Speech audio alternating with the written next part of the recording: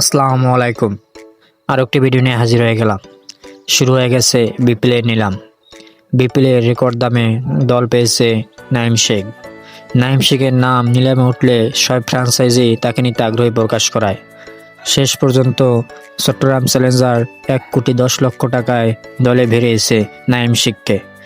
এছাড়া লিটন কুমার দাসের নাম উঠলেও ছয় ফ্র্যাঞ্চাইজি তাকে নিতে আগ্রহ প্রকাশ করায়। শেষ পর্যন্ত রংপুর রাইডার্স 75 লক্ষ টাকায় দলে ভিড়িয়েছে। এছাড়া বি ক্যাটাগরি থেকে মাহমুদুল্লাহ রিয়াদ ও মুশফিকের নাম উঠলে কোনো ফ্র্যাঞ্চাইজি কিনতে আগ্রহী প্রকাশ করেনি। এছাড়া শরীফুলের ভিত্তিমূল্য ছিল 35 লক্ষ টাকা, কিন্তু তাকে কিনতে খরচ করতে হলো 44 লক্ষ টাকা চট্টগ্রাম চ্যালেঞ্জার। তবে তাহিদ হৃদয়ের ভিত্তিমূল্য ছিল 35 লক্ষ টাকা, কিন্তু শেষ পর্যন্ত তাহিদ হৃদয়কে কিনতে রংপুর রাইডার্সের খরচ হয়েছে 92 লক্ষ টাকা। এছাড়া শামীম হোসেন পাটোয়ারিকে 56 লক্ষ টাকায় দলে ভিড়িয়েছে ঢাকা ক্যাপিটালস।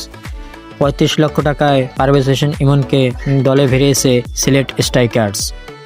মোহাম্মদ সাইফুদ্দিনের নাম উঠলে ছয় ফ্র্যাঞ্চাইজি তাকে নিতে আগ্রহ প্রকাশ করায়।